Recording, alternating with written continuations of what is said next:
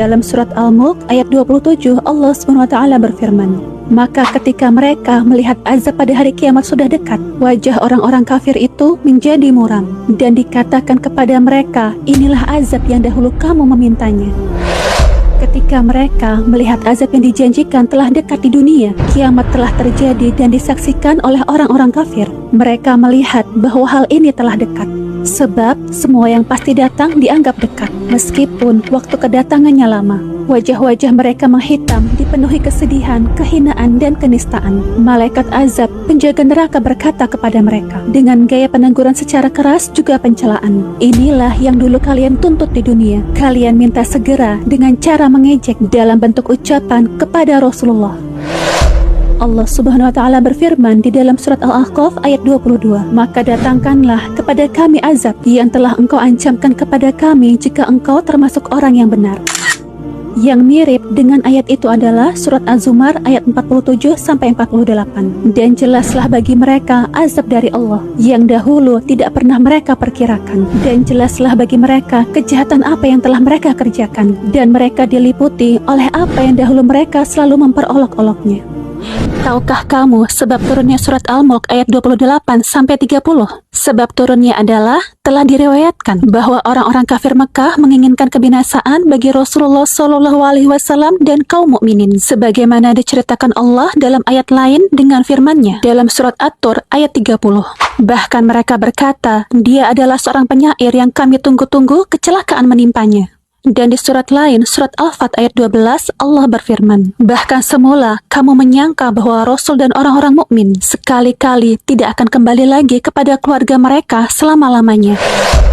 Maka turunlah ayat ini. Kemudian Allah memerintahkan kepada nabinya agar dia mengatakan kepada mereka, sesungguhnya kehancuranku atau rahmat terhadapku tentu tidak ada yang dapat melindungimu dari siksa Allah. Kemudian Allah memerintahkan kepada nabinya agar dia mengatakan kepada mereka, sesungguhnya kami telah beriman kepada Tuhan kami dan bertawakal kepadanya. Kamu akan mengetahui nanti siapakah yang akan binasa. Lalu Allah memerintahkan kepada nabinya agar mengatakan kepada mereka, sesungguhnya jika air yang di dalam bumi itu kering sehingga kamu tidak bisa menimba, maka siapakah yang dapat mendatangkan air segar dan sejuk yang kamu minum?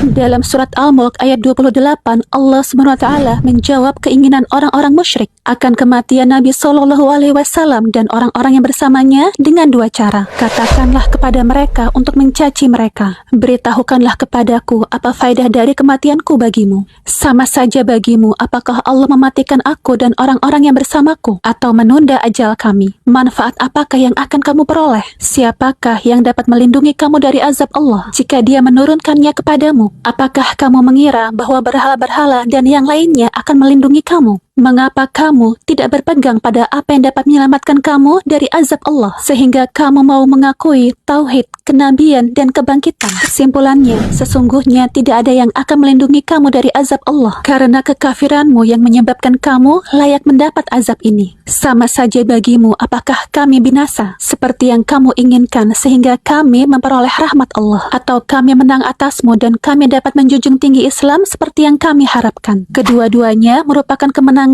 yang diharapkan dan keuntungan yang kami sukai dan senangi.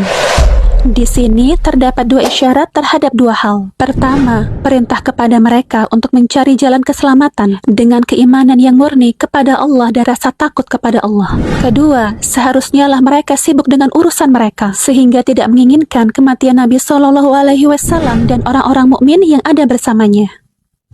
Dalam surat Al-Mulk ayat 29, Allah SWT berfirman yang artinya, katakanlah kepada mereka, kami telah beriman kepada Tuhan semesta alam, yang maha pengasih, maha penyayang, dan kami pun bertawakal kepadanya dalam segala urusan kami. Sebagaimana difirmankan Allah dalam surat Hud ayat 123, maka sembahlah dia dan bertawakallah kepadanya. Dialah yang akan melindungi kami dari azab akhirat. Di sini terdapat cacian kepada mereka karena mereka bersandar pada anak-anak dan harta benda mereka. Sebagaimana firman Allah dalam surat Saba ayat 35. Dan mereka berkata, kami memiliki lebih banyak harta dan anak-anak daripada kamu, dan kami tidak akan diazab.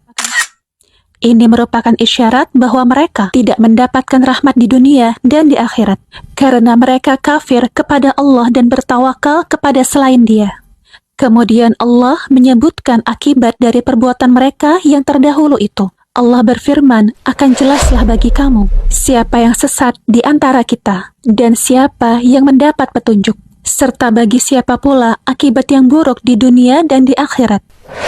Oleh karena itu, telah disebutkan bahwa tawakal kepada Allah, bukan kepada yang lain, adalah wajib bagi Allah menegakkan dalil untuk itu. Dalam surat Al-Mulk ayat 30, Allah SWT memerintahkan Rasul-Nya untuk mengatakan kepada mereka, katakanlah kepada mereka, beritahukanlah kepadaku, jika air yang kamu kuasai yang ada di dalam bumi itu lenyap dan tidak dapat ditimba, maka siapakah yang mendatangkan air yang mengalir, segar dan sejuk untuk kamu minum? Tidak ada jawaban bagimu kecuali kamu mengatakan, Allah. Akan tetapi, mengapa kamu menjadikan apa yang tidak kuasa berbuat sesuatu sebagai serikat bagi Allah yang kuasa atas segala sesuatu di dalam ibadahmu? Di sini dituntut pengakuan mereka terhadap nikmat-nikmat Allah untuk memperlihatkan kepada mereka betapa buruk kekafiran mereka itu. Kesimpulannya, sesungguhnya Allah Ta'ala karena rahmat dan kemurahannya telah mengeluarkan air bagimu dan mengalirkannya di segala penjuru, sesuai dengan sedikit atau banyaknya kebutuhanmu akan air itu. Kepunyaannya lah segala puji dan karunia. Salawat dan salam semoga dilimpahkan kepada junjungan kita, Nabi Muhammad SAW dan keluarganya.